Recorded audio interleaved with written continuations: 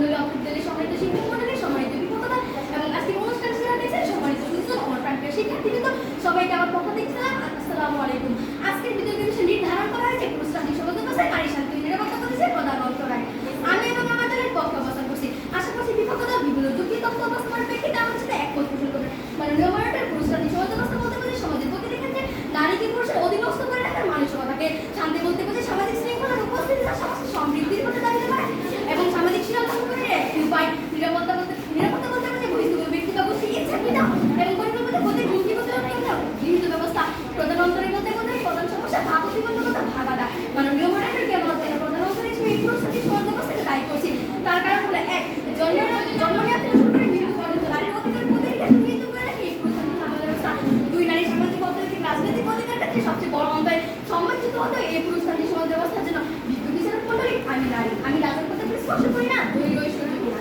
আমার যে যোগদানগুলো আছে সেগুলো যাই বসে করা হয়, আমি আগে করতে চাই, আমি কর্তৃত্ব করতে চাই, আমি চাই শান্তি ও নিরাপত্তা। কিন্তু একজন পুরুষের প্রধান কথা সে নারীর উপর কর্তৃত্ব করবে, নারীকে তার অধীনস্থ করে রাখবে।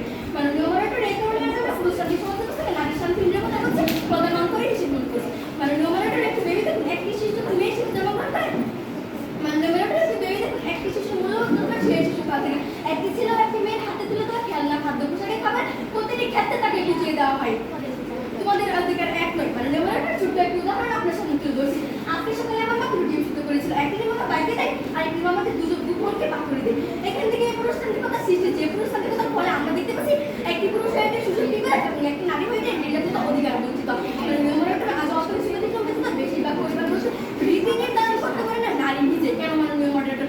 অথচ সংসারের 70% কাজ করছে নারী। মাননীয় মডারেটর আজ প্রথম থেকে শুরু করে গবেষণা করছে নারীর ইচ্ছা প্রতিটি ক্ষেত্রে নিয়ন্ত্রণ করে এই পুরুষতান্ত্রিক সমাজ ব্যবস্থা। মাননীয় মডারেটর গবেষণা করেছে 40% গর্ভধারণ করা হয় নারীর ইচ্ছার বিরুদ্ধে।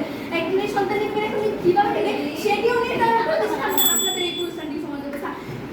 মাননীয় মডারেটর আমার মহাভারতের ক্ষেত্রে এই পুরুষতান্ত্রিক সমাজ ব্যবস্থা অন্তরায় সৃষ্টি করছে। কিন্তু কবি কাজী নজরুল ইসলাম বলেছে, আমি সামনের গান গাই, আমার কাছে নারী পুরুষ কোনো ভেদা নেই। পৃথিবীতে যা সৃষ্টি ছিল কল্যাণকর, তার অর্ধেক পড়ে আছে নারী, অর্ধেক কারণ। মাননীয় মডারেটর একটু ভেবে দেখুন, একটি শিশু যখন মেয়ে শিশু জন্মগ্রহণ করে তখন তাকে নিয়ন্ত্রণ করে তার বাবা মা, বিয়ে করে নিয়ন্ত্রণ করে তার স্বামী, তার নিজের কোনো স্বাধীনতা নেই, ইচ্ছা মূল্য নেই। মাননীয় মডারেটর যার নিজের কোনো স্বাধীনতা নেই, ইচ্ছার মূল্য নেই, সে কিভাবে শান্তি নিরাপত্তা? মাননীয় মডারেটর দেখুন, অর্থনৈতিক দাবি নারী বিকল্প পরিস্থিতির মধ্যে বৈষম্য, অথচ আমরা ক্রিকেটে ফুটবলের প্রতিটি ক্ষেত্রে দক্ষিণ এশিয়ার শ্রেষ্ঠত্বের অর্জনগুলো কিন্তু এই নারীরাই নিচ্ছে। তারপর যোগ্যতার প্রশ্ন আপনি মাননীয় মডারেটর।